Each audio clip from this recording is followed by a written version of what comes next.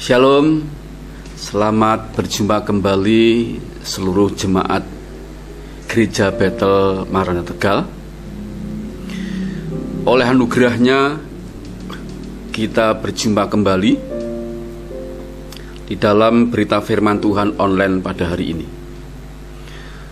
Selalu saya berharap berdoa kepada Tuhan dengan kerinduan yang besar, seluruh jemaat Tuhan dipelihara di situasi-situasi yang belum selesai dari pandemi ini, sehingga di dalam kehidupan pribadi saudara, aktivitas, pekerjaan, usaha, keluarga saudara, semuanya ada di dalam pimpinan dan kendali Tuhan.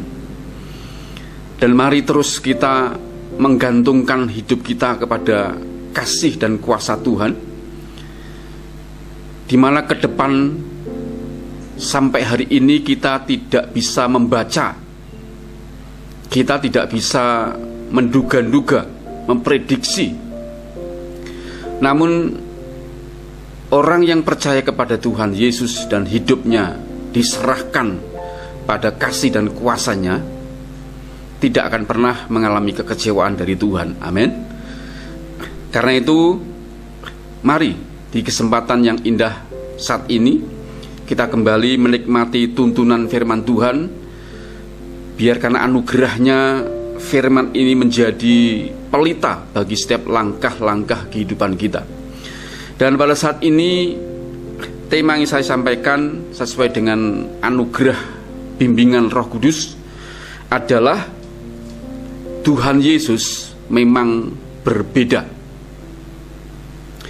Nah, tema ini bersentuhan dengan agama Yahudi. Jadi dari sini kita akan belajar apa perbedaan agama Yahudi atau umat Perjanjian Lama, di mana di sana ada hukum-hukum Tuhan yang diberikan kepada umat sebagai pedoman. Namun ada hal-hal yang membuat umat Tuhan di dalam Perjanjian Lama justru tidak bisa hidup memuliakan Tuhan. Dosa demi dosa malah diperbuat oleh mereka. Lalu apa yang membedakan dengan kehadiran Yesus di dalam Perjanjian Baru? Dan kita semua merupakan umat Perjanjian Baru. Apa yang membedakan keduanya? Karena itu mari kita belajar, saudara. Ada perbedaan apa yang diajarkan oleh agama Yahudi dan apa yang diajarkan oleh Tuhan Yesus. Yang pertama, kita belajar apa yang diajarkan oleh agama Yahudi. Agama Yahudi mengajarkan hidup menurut aturan hukum Taurat, di mana hukum Taurat ini merupakan jalan ya untuk mendapatkan kasih, kuasa, pemeliharaan dari Tuhan. Dalam nuansa Perjanjian Lama dan tataran hukum Taurat, maka kehidupan umat Tuhan berlaku satu aturan atau prinsip. Jika umat Tuhan kehidupannya adalah mentaati hukum Taurat, artinya jika taat, maka umat Tuhan mendapatkan berkat.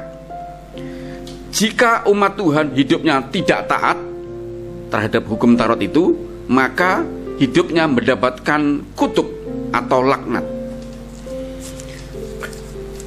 Mungkin kita bertanya, apa setegas itu yang diberlakukan Tuhan di dalam Perjanjian Lama?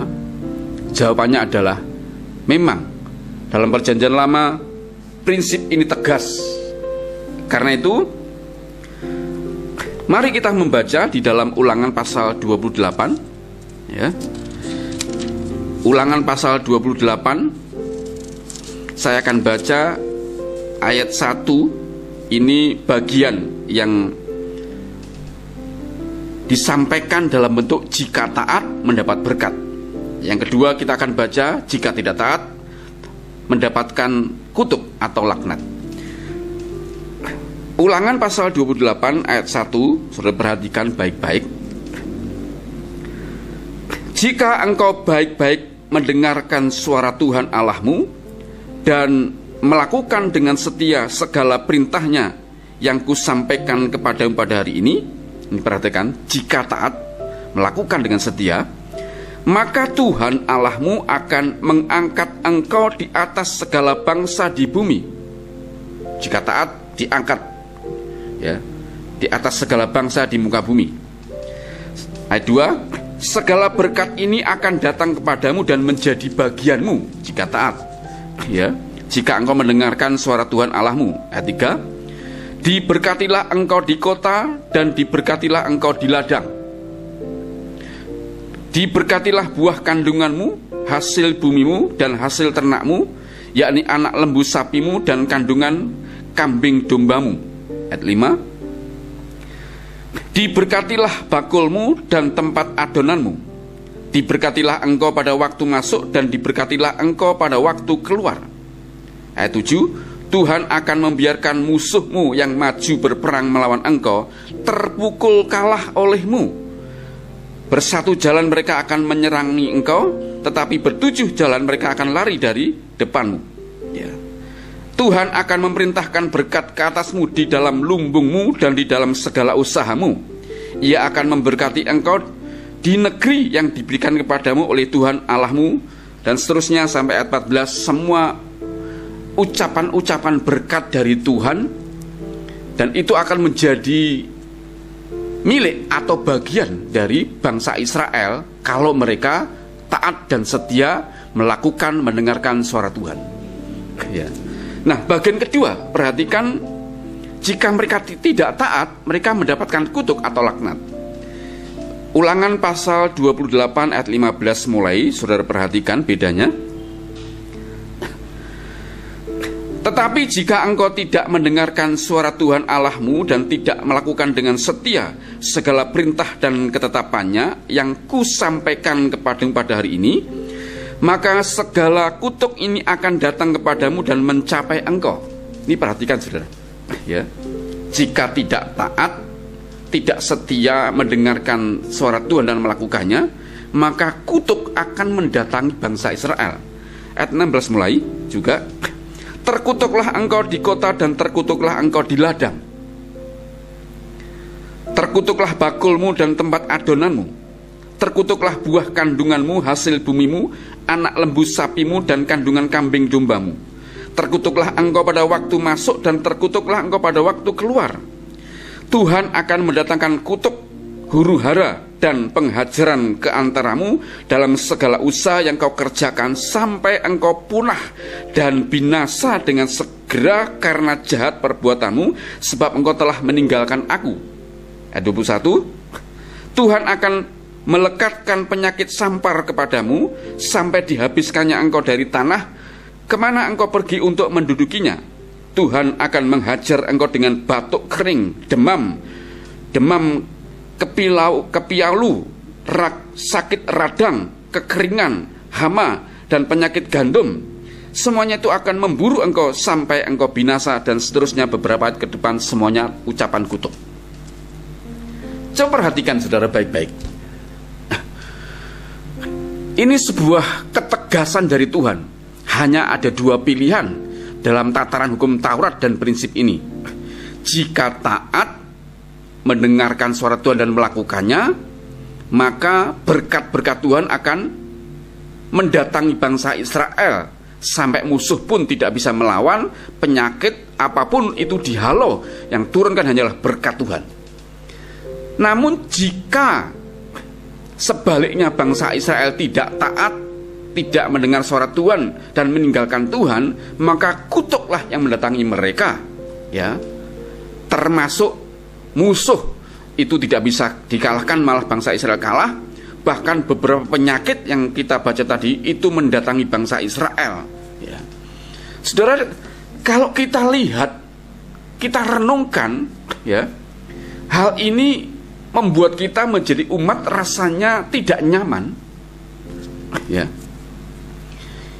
Karena ketika manusia jatuh dalam dosa, tentu untuk mendengar suara Tuhan, mengikuti, mentaati, dengan setia melakukan, itu bukan perkara yang mudah. Karena kita tahu begitu manusia jatuh dalam dosa, coba lihat saudara, langsung mereka dipimpin oleh nafsu mereka, dipimpin oleh emosi mereka, dipimpin oleh jiwa yang rusak, dan yang dihasilkan hanyalah kejahatan demi kejahatan. Sampai Kejadian pasal 6 dikatakan Tuhan menjadi muak, ya, menyesal, sampai Tuhan mau memusnahkan manusia yang diciptakannya dari muka bumi. Untung ada satu keturunan namanya Nuh yang memilih takut akan Tuhan.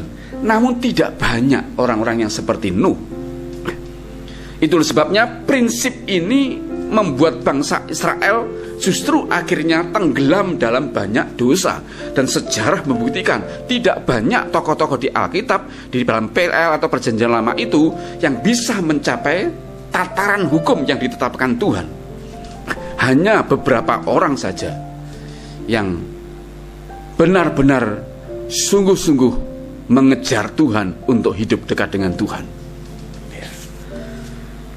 Akibat hidup dalam aturan hukum dan konsekuensi taat dan tidak taat, maka fokus umat Tuhan, ya, di dalam agama Yahudi atau bangsa Israel mentaati hukum hanya untuk mendapatkan pemenuhan kebutuhan jasmani di bumi ini. Jadi tataran hukum ini justru menjebak bangsa Israel terjebak dalam sebuah hasrat, ya, batin mereka, tidak menyembah yang memberi berkat, tapi justru membuat mereka terjebak mentaati hukum hanya demi mendapatkan pemenuhan kebutuhan-kebutuhan jasmani di muka bumi. Itulah sebabnya saudara, kalau kita masih hidup dalam Perjanjian Lama, dimungkinkan kita akan berlaku seperti bangsa Israel, banyak yang memberontak dan tidak taat. Karena pada dasarnya setelah manusia jatuh dalam dosa, ya, yang dikejar manusia hanyalah kesenangan hidup, kebutuhan hidup di muka bumi ini. Hanya itu fokusnya. Ya. Nah, sekarang mari kita bandingkan apa yang diajarkan oleh Tuhan Yesus. Ya. Perjanjian baru dikenal sebagai zaman anugerah, kasih karunia, di mana kita yang sesungguhnya sama dengan orang-orang yang ada di Perjanjian Lama tidak layak untuk diberkati, namun kasih karunia Tuhanlah yang memungkinkan harusnya kita dihukum, namun karena kasih karunia Tuhan Yesus, kita yang percaya itu sungguh-sungguh mendapat perlakuan yang berbeda dengan umat Perjanjian Lama. Ya.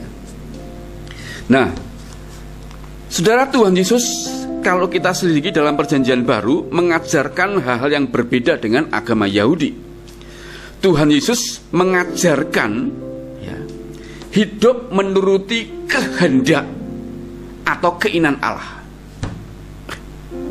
Jadi apa yang diajarkan Tuhan Yesus fokusnya bukan pada aturan, bukan pada tataran hukum, bukan pada firman Allahnya, tapi yang pertama-tama fokus Yesus adalah Tuhan Yesus ingin agar umat Tuhan yang percaya kepadanya itu mempunyai hubungan pribadi dulu dengan Tuhannya, mempunyai hubungan pribadi dulu, mempunyai kasih dulu kepada Tuhannya, ya, baru beranjak ke urusan hukum, ke urusan tataran aturan-aturan dari firman Allah.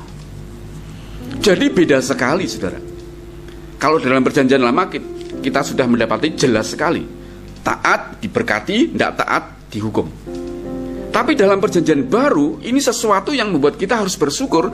Kehadiran Yesus membawa sesuatu yang baru ke dunia ini, tidak menjebak atau tidak memaksa dalam tanda kutip manusia untuk mengejar, melakukan hukum demi mendapatkan kebutuhan jasmani, tapi diarahkan kakinya, ya, Jadi fokusnya itu bukan pada aturan agama, tetapi pada pribadi Tuhan secara langsung. Artinya mempunyai hubungan pribadi kepada Tuhan, dengan Tuhan lebih dahulu diutamakan sebelum melakukan kehendak atau keinginan Tuhan. Ya. Hubungan pribadi atau persekutuan dengan Tuhan adalah hal yang paling dirindukan Tuhan. Ya. Itulah sebabnya manusia batiniah orang percaya itu menjadi sasaran utama untuk digarap oleh Tuhan. Ya. Artinya manusia batin di dalam perjanjian baru itu digarap Tuhan lebih dahulu dengan satu tujuan, ya, batin, hati manusia, rohnya itu terpaut dulu, terikat dulu, terhubung dulu, ya, dengan pribadi Tuhan Yesus. Karena dengan terikat, terhubung, ya, terkonek dengan pribadi Tuhan Yesus, itu menghasilkan sesuatu yang lain. Karena itu masalah hubungan ini menjadi sangat serius bagi Tuhan Yesus, ya. Maka saya mencatat, saudara, ya, dalam hal ini sesuatu yang serius. Makanya tidak tanggung-tanggung kerinduan terbesar Yesus tentang hubungan ini ditempuh dengan jalan satu. Perhatikan, ya, Yesus rela mati di kayu salib demi hubungan ini tersambung, terpulihkan. Dimana kalau kita lihat dalam perjanjian lama, hubungan antara Tuhan dan manusia yang sudah terputus itu, ya, itu bisa terkonek, tetapi manusia atau umat Tuhan perjanjian lama melewati berbagai aturan-aturan agama, tataran-tataran hukum, itu melelahkan, ya, sehingga justru itu menjebak umat Tuhan di dalam perjanjian lama, terjebak dalam agamawi, seremonial, ya, liturgis, dan justru sasaran tidak kena. Hubungan antara Tuhan dan umatnya itu sungguh-sungguh hanya di permukaan, sebatas aturan ditaati, selesai. Namun Yesus tidak mau berbuat seperti itu. Maka yang pertama, karena rinduan Yesus yang begitu besar untuk memulihkan hubungan ini, dia rela mati di kayu salib. Coba kita lihat di dalam Matius pasal yang ke-27, ya. Ini sebuah bukti bahwa tidak tanggung-tanggung kerinduan Yesus yang besar ini diwujudkan dengan cara yang pertama ini, ya. Matius pasal 27 ayat yang ke-50 dan 51, saudara perhatikan baik-baik. Yesus berseru pula dengan suara nyaring lalu menyerahkan nyawanya. Ini posisi Yesus ada di kayu salib, ya, ayat 51. Dan lihatlah, jadi ketika Yesus menyerahkan nyawanya kepada Tuhan, setelah dia berteriak Eli Eli lama sabachthani, ya, dia serahkan nyawanya, dia menghembuskan nafas, lalu dia meninggal. Ayat 51 dikatakan begini, dan lihatlah tabir bait suci terbelah dua dari atas sampai ke bawah, dan terjadilah gempa bumi dan bukit-bukit batu terbelah. Dengan Yesus mati, ia hapuskan semua penghalang yang menghalangi manusia untuk terhubung dengan pribadi Tuhan Sang Pencipta. Semua penghalang, tataran agama, tataran hukum, ya, semua liturgi, semua itu disingkirkan Tuhan ketika Yesus mati. Karena terbukti ketika Yesus mati, ya, terjadi gempa bumi yang luar biasa. Tirai bait Allah terbelah menjadi dua. Tirai itu, ya, memisahkan antara ruang Maha Kudus dan ruang kudus. Ketika terbelah menjadi dua, artinya akses dari ruang kudus ke ruang Maha Kudus sudah tidak ada lagi penghalangnya. Tirai sudah dibelah, sehingga ini menjadi sebuah pertanda, ya, ini sebagai lambang bahwa sekarang akses dari ruang kudus dan ruang Maha Kudus, di mana dulu memerlukan seorang pengantara namanya imam besar, itu diselesaikan Yesus sebagai imam besar yang sesungguhnya sekali untuk selama-lamanya, ya. Yesus menjadi pengantar Ya.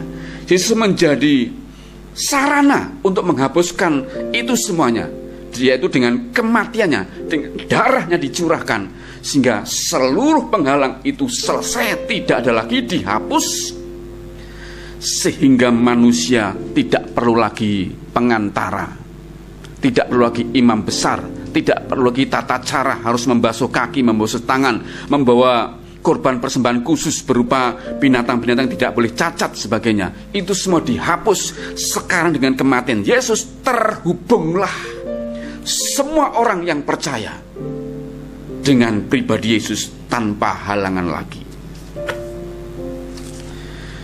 Inilah saudara hal yang paling penting dalam kekristenan.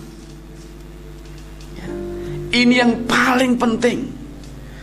Saya dan saudara sebagai umat Tuhan, sebagai umat ketebusan, sebagai orang percaya, sebagai orang Kristen, kalau tidak memahami satu hal yang paling penting ini, kita justru kehilangan hal-hal yang lainnya yang disediakan oleh Tuhan Yesus. Ini hal yang paling penting, ya, paling krusial, paling harus diperhatikan. Dan sesungguhnya setiap khotbah-khotbah para hamba-hamba Tuhan, apapun dikhotbahkan, ujungnya adalah hal yang terpenting adalah bagian ini. Ya. Yesus mati bagi untuk tebus seluruh dosa manusia. Hukuman telah digantikan oleh Tuhan Yesus, dan kematiannya memulihkan hubungan sungguh-sungguh antara manusia yang berdosa terkonek dengan surga tanpa halangan lagi. Ini hal yang paling substansial, krusial, paling penting, dan paling kita tunggu-tunggu untuk kita alami. Dan kita sebagai orang Kristen sudah mengalami hal ini. Karena itu, kalau kita mengetahui kebenaran ini, seharusnya membina, membangun persekutuan, hubungan pribadi dengan pribadi Yesus, itu melebihi apapun yang kita kerjakan. Mungkin saudara bertanya, Pak, kalau kita kerja gimana? Kita tinggalkan semuanya, lalu kita mengejar Yesus, kita membangun hubungan? Bukan. Ya. Bekerja kita lakukan, kan itu bagian dari tanggung jawab kita. Bahkan firman Tuhan berkata, yang tidak bekerja tidak boleh makan. Tapi yang dimaksud dari hal ini adalah pembahasan ini, ya, hubungan dengan pribadi Tuhan Yesus Kristus tidak bisa digantikan oleh apapun. Kita harus punya waktu secara khusus. Kemudian dilanjutkan juga dengan hubungan yang tidak terputus. Makanya 1 Tesalonika pasal 5 ayat ke-17 yang berkata, tetaplah berdoa. Ayat ini ayat yang paling pendek kemudian di Alkitab. Tetaplah berdoa itu tidak menunjukkan satu aktivitas orang di dalam sebuah kamar atau di gua-gua doa, ya. Kemudian dia menghabiskan waktu hanya untuk berdoa di situ, tidak. Tetaplah berdoa itu menunjukkan sebuah, kalau diterjemahkan, berdoalah dengan tidak berkeputusan. Itu artinya adalah doa tidak dipahami sebagai aktivitas dalam sebuah ruangan, dalam sebuah gua doa, ya, dan terus dilakukan dan meninggalkan semua aktivitas, enggak. Tapi doa ini dipahami sebagai sebuah dialog, sebuah hubungan, sehingga ketika kita bekerja, kita tidak terputus dengan hadirat Tuhan. Ketika kita bawa mobil, itu tidak terputus dengan Tuhan. Ketika kita bawa motor, itu tidak terputus dengan Tuhan. Dimanapun, situasi apapun, kapanpun, dalam aktivitas apapun, konektivitas, hubungan manusia batin ini dengan Sang Pencipta, yaitu Yesus Kristus, itu tidak terputus. Apalagi faktanya, nanti bagian kedua kita lihat, Yesus sudah memberikan rohnya.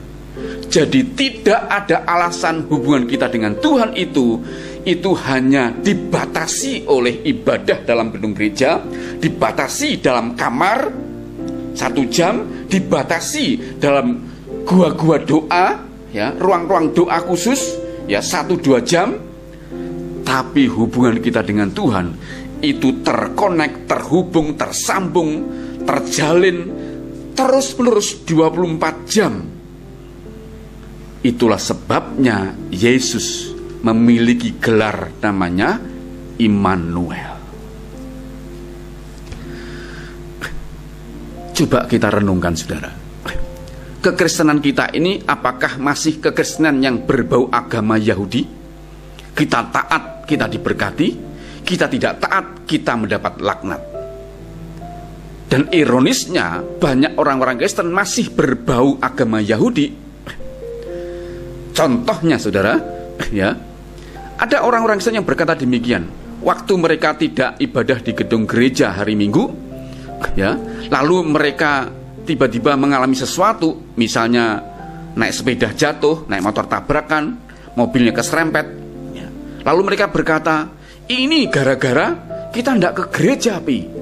Ini gara-gara mama, ya, ngajak kita berlibur, kita tidak ke gereja, ya, sehingga Tuhan marah. Nah, ini masih bernuansa agama Yahudi.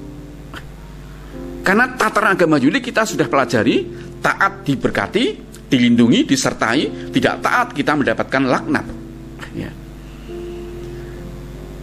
Jika kekristenan kita masih bernuansa agama Yahudi seperti itu, saudara, kita rugi. Kekristenan yang kita jalani mungkin 10, 20, 30 tahun ke belakang itu tidak membawa dampak apa-apa. Bahkan kalau ini masih berlangsung ke depan, kita menjadi umat yang bahasa aslinya, bahasa kerennya up and down, naik turun, ya. Padahal kekristenan itu seharusnya progresif, ya. Diagramnya itu naik, gitu. Banyak masalah, iya, tapi naik. Kita mengalami kenaikan, pendewasaan, ya, kesempurnaan terus menerus. Ini grafiknya harus naik. Nah, Kristen agamawi yang berbau nuansa agama Yahudi tetap tidak akan bisa, karena batin mereka masih dikuasai. Kalau taat diberkati, nggak taat dihukum. Padahal kekristenan itu ajaran Yesus lain. Tuhan menekankan hubungan pribadi dengan Yesus itu menjadi nomor satu, itu terpenting, sampai Yesus melakukan sesuatu, yaitu dia korbankan diri di kayu salib. Ketika dia mati, kita melihat seluruh penghalang perjanjian lama itu dihapuskan dengan bukti tirai bait Allah terbelah menjadi dua. Ini tidak main-main, saudara. Karena coba mari kita koreksi, kekristenan kita pada hari ini masih seperti agama-agama Yahudi, ya, keyakinan-keyakinan yang lain, atau kita sudah masuk dalam kasih karunia, bahwa Tuhan yang ada di tempat yang maha tinggi itu rela turun sebagai manusia, ya, dan dalam keadaan sebagai manusia Yesus mati di kayu salib dalam ketaatannya itu, sehingga Yesus ditinggikan di atas segala nama, di atas segala Tuhan, di atas segala raja, ya. Sehingga semuanya ada di bumi, di surga, bertekuk lutut di hadapan Yesus Kristus. Dan barang siapa yang percaya itu mendapatkan anugerah kehidupan kekal. Namun yang pertama, siapa yang percaya, hubungan dengan Tuhan sungguh-sungguh terjalin, menjadi pulih. Karena itu, ini hal yang paling esensi dalam kekristenan kita. Yang kedua, jadi kerinduan Tuhan itu untuk menyatakan hubungan pribadi dengan umatnya tidak tanggung-tanggung. Yang pertama, Yesus rela mati, ya. Dalam kematiannya Yesus menghapus seluruh penghalang hubungan antara manusia dan Tuhan. Yang kedua, Yesus berikan rohnya kepada setiap orang yang percaya, agar Tuhan Yesus selalu bersama-sama dengan umatnya, ya, agar umatnya terus bisa hidup menikmati kehadiran Tuhan Yesus setiap saat melalui rohnya atau Roh Kudus. Tadi sudah saya singgung, yang pertama, Yesus digelari Immanuel, Allah beserta dengan kita. Artinya Allah menjadi satu dengan kita, menyertai kita, tidak terpisahkan.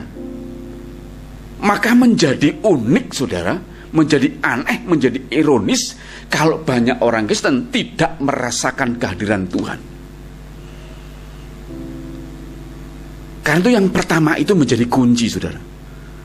Saudara punya hubungan dengan Yesus atau tidak hari-hari ini? Terjalin secara intensif terus-menerus dengan Tuhan atau tidak? Kalau tidak, maka yang kedua ini juga tidak ada artinya, saudara.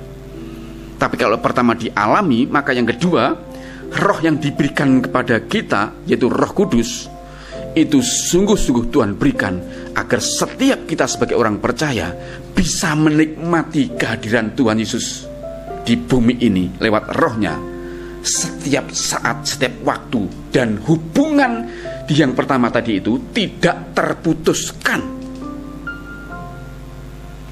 Ya.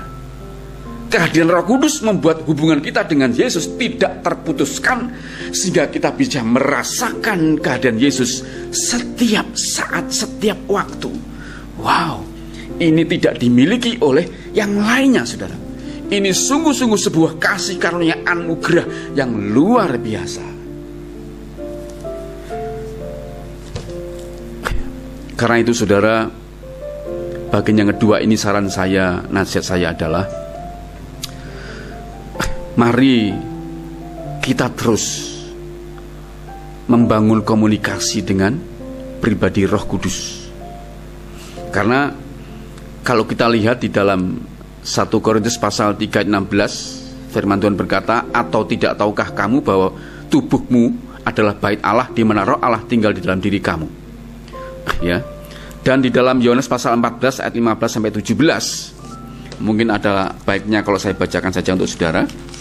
Yohanes pasal 14, saudara perhatikan, jikalau kamu mengasihi aku, kamu akan menuruti segala perintahku. Ya. Jadi ini sekaligus menyinggung yang pertama tadi. Perintah itu tataran hukum atau firman Allah, ya, itu baru dilakukan setelah ada unsur kasih. Kasih itu terjadi karena hubungan antara kita dengan Tuhan, ya. Karena itu hubungan melahirkan kasih, kasih melahirkan ketaatan. Itulah ajaran Yesus, saudara. Ayat 16, aku akan minta kepada Bapa dan Ia akan memberikan kepadamu seorang penolongnya lain, supaya Ia menyertai kamu selama-lamanya. Ayat 17, yaitu Roh kebenaran. Dunia tidak dapat menerima Dia, sebab dunia tidak melihat Dia dan tidak mengenal Dia. Tetapi kamu mengenal Dia, sebab Ia menyertai kamu dan akan diam di dalam kamu. Jadi hari ini, saudara, mari, biarlah pelajaran ini membuat saudara sadar, saudara sudah disertai Tuhan dengan kehadiran Roh Kudus dalam hidup saudara. Bangunlah hubungan, komunikasi dengan Roh Kudus tanpa henti. Itulah yang membuat saudara akan terus bisa merasakan, mempunyai kesadaran Yesus ada dalam hidup saudara terus menerus 24 jam penuh. Dan hubungan kita dengan Tuhan tidak terputus, tidak terhalang. Dan sungguh-sungguh kita bisa merasakan kehadiran Yesus terus menerus. Itu yang luar biasa. Yang ketiga, yang terakhir, orientasi ajaran Tuhan Yesus, tujuan utama, arah ajaran Tuhan Yesus bukan pada pemenuhan kebutuhan berkat jasmani di bumi. Perhatikan, orientasi tujuan utama ajaran Tuhan Yesus bukan pada pemenuhan kebutuhan berkat jasmani di bumi ini, tetapi fokus pada berkat di masa yang akan datang atau masa kekekalan. Jadi jika orang percaya hidup menuruti keinginan Allah atau melakukan kehendak Tuhan, upah atau berkatnya itu nanti di masa kekekalan, bukan di bumi saat ini. Ya. Dan jika ada orang percaya mendapat berkat jasmani selama di bumi ini, itu bukan tujuan utama Tuhan, tetapi itu bentuk. Ini perhatikan, saudara. Jadi kalau ada orang percaya itu mendapatkan berkat jasmani Tuhan selama di muka bumi, diberkati secara jasmani, itu bukan tujuan utama Tuhan, tapi itu bentuk pemeliharaan Tuhan atas anak-anaknya, atas umatnya. Makanya di dalam Matius pasal 6 ayat 25 sampai 33, ya, burung di udara saja diperhatikan Tuhan, dipelihara. Padahal perhatikan, burung itu tidak menanam, tapi dipelihara oleh Tuhan. Bunga bakung di ladangnya begitu indah, ya. Dia tidak menghasilkan benang dan memintal kain. Tetapi lihat saudara, bunga bakung di ladang didandani Tuhan. Itu semua merupakan bentuk pemeliharaan. Jadi jangan salah mengerti bahwa berkat jasmani ini bukan tujuan utama Tuhan, tapi itu bentuk kasih dan pemberian Tuhan selama ada di muka bumi. Karena sesungguhnya inti dari ajaran Tuhan itu mengarah kepada salib, kepada pikul salib dan sangkal diri. Di sana ada begitu banyak kesusahan, penderitaan, kesulitan hidup. Nah, kalau ini tidak bisa dipahami, maka ada banyak orang yang akhirnya hidup menjadi kecewa ketika tidak diberkati, karena fokus utamanya ikut Yesus adalah diberkati. Mereka akan banyak kecewa dan akhirnya lari meninggalkan Tuhan, ya. Makanya di dalam Yohanes pasal ke-6 ayat 26, ketika orang-orang itu mengejar Yesus dan ketemu Yesus, setelah mereka itu merasakan mujizat-mujizat Tuhan, termasuk 2 ikan dan 5 roti, ya, mereka kejar Tuhan. Kemanapun Yesus pergi dikejar. Sampai suatu hari ketemu, di ayat 20 ini katakan, Yesus ngomong begini kepada mereka, kamu mengejar aku, istilahnya, kamu menemui aku, ya, kamu mengikut aku bukan karena kamu lihat tanda-tanda aku sebagai Mesias, sebagai juru selamat, ya, namun kamu mengejar aku karena perutmu telah kenyang dan kamu melihat mujizat-mujizat itu. Jadi orientasi mereka mengejar Yesus karena berkatnya. Makanya di ayat 66 dikatakan, mulai saat itu banyak murid-murid Yesus meninggalkan Yesus dan tidak lagi mengikut Yesus. Karena orientasinya ini salah, ya, ikut Yesus demi kebutuhan jasmani. Itulah sebabnya orientasi arah tujuan pengajaran Yesus bukan berkat jasmani. Kalau toh orang percaya diberkati, itu merupakan bentuk Yesus memelihara, ya, umatnya atau anak-anaknya. Karena Yesus sudah berkata dia adalah gembala yang baik, ya. Itulah sebabnya saudara, pengajaran Yesus ini berbeda dengan agama Yahudi. Dan ini perlu kita pelajari, karena masih banyak orang-orang percaya cara hidupnya, nuansa hidupnya masih dipengaruhi oleh tataran hukum Taurat, masih dipengaruhi oleh agama Yahudi. Sehingga ketika mereka mendapatkan kesusahan, mendapatkan sebuah kejadian-kejadian, ya, yang tidak enak, ya, sakit penyakit, ya, musibah sebagainya, mereka selalu mengkaitkan dengan hal ini. Karena mereka tidak taat hukum-hukum Tuhan, mereka dihukum, mereka mendapatkan kutuk, mereka mendapatkan laknat. Tapi kalau kita bisa memahami ajaran Yesus yang sebenarnya hari ini, yang pertama, ya, Tuhan Yesus lebih mementingkan hubungan antara dia dan umatnya sampai dia rela mati di kayu salib, ya, dan menghapuskan semua tataran penghalang yang buat mereka terhalang untuk bisa berhubungan dengan Tuhan. Yang kedua, Yesus berikan rohnya yang kudus kepada kita agar kita, ya, bisa terus merasakan kehadiran Yesus setiap hari, setiap waktu, tanpa terputus. Yang ketiga, kalau toh kita diberkati secara jasmani, itu bukan tujuan utama Tuhan memberkati kita, tapi Tuhan itu bertanggung jawab untuk memelihara kehidupan anak-anaknya. Makanya Matius pasal 6:33, carilah dahulu kerajaan Allah dan kebenarannya, maka semuanya itu ditambahkan. Jadi itu bukan orientasi utama, sasaran utama, tujuan utama. Itu hanyalah bonus, berkat tambahan saja. Berkat yang utama adalah keselamatan kekal di zaman kekekalan nanti. Kiranya dengan mempelajari hal ini, saudara, saya berharap saudara semuanya hidup sebagai Kristen, tapi cara Kristenan kita itu harus dilepaskan dari pengaruh agama Yahudi, pengaruh-pengaruh nuansa-nuansa tataran hukum Taurat di dalam PL Perjanjian Lama. tapi mulai hidup di dalam kasih karunia Yesus dengan cara pandang, cara menjadi orang percaya yang benar, seperti yang sudah kita pelajari tadi 3 hal itu, saudara. Mungkin saudara bertanya, ya Pak, apa hubungannya dengan situasi pandemi ini?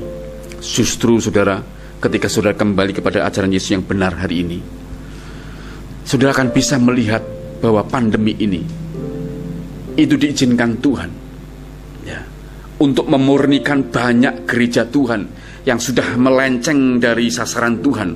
Banyak gereja Tuhan, ya, melenceng dari visi misi Tuhan, terjebak dalam gedung gereja, terjebak dalam kemewahan, terjebak dalam sarana prasarana yang menidurkan banyak orang Kristen, sehingga lupa akan visi misi Tuhan, lupa akan jiwa-jiwa yang diselamatkan, lupa akan keselamatan bangsa ini, kota ini, ya. Hal ini bisa kita pahami kalau kita memiliki cara pandang ajaran Yesus yang benar seperti yang kita pelajari tadi, saudara. Karena itu, saudara, kembali saya mengajak, mari kita hidup seperti yang Tuhan ajarkan, ya, dengan cara yang benar, ajaran yang benar ini, maka kekristenan kita akan menjadi berbeda dengan keyakinan atau agama Yahudi. Kiranya firman ini mengubah wajah kekristenan kita, dan kita menjadi orang Kristen yang lain dan siap untuk menjadi garam dan terang di kota, di bangsa ini. Tuhan Yesus memberkati. Mari kita berdoa. Oleh anugerah-Mu Tuhan Yesus, biarlah setiap yang sudah kami dengar pada saat ini, kalau ada umat-Mu yang cara hidup kekristenannya masih diwarnai dengan nuansa-nuansa agama Yahudi, di mana mereka hanya menganut, ingin taat karena ingin diberkati, tapi ketika mereka mendapat kesusahan, kesulitan, penderitaan, mereka menjadi kecewa. Mereka lari meninggalkan Tuhan. Mereka protes. Mereka tidak bisa menerima konsep-konsep ajaran tentang salib-Mu, tentang sangkal diri. Karena itu Tuhan, mari ajarkan kembali ajaran-Mu kepada umat-Mu Tuhan, bahwa Engkau menghendaki hubungan itu lebih dari segala apapun, hubungan pribadi dengan Tuhan Yesus. Engkau sudah memberikan Roh Kudus untuk menyertai kami selama-lamanya, sehingga kami bisa menikmati kehadiran-Mu Tuhan Yesus di bumi ini, tidak terputuskan 24 jam penuh. Dan kalau toh kami diberkati jasmani, itu bukan tujuan utama Tuhan berkati kami, tapi Tuhan bertanggung jawab memelihara kehidupan kami. Itu adalah bentuk pemeliharaan dan kasih-Mu kepada kami, Tuhan. Terima kasih Bapa, terpujilah Engkau. Kiranya berkat firman ini sungguh-sungguh memberkati setiap kami, anak-anak-Mu Tuhan. Di dalam dan demi kemuliaan-Mu Tuhan Yesus, kami sudah naikkan doa dan mengucap syukur. Haleluya. Amin. Kiranya saudara semuanya diberkati, dan saya terus berdoa minggu-minggu ke depan saudara akan diberkati dan terus ada dalam kasih dan pemberian Tuhan. Sampai berjumpa kembali minggu depan. Shalom, Tuhan berkati.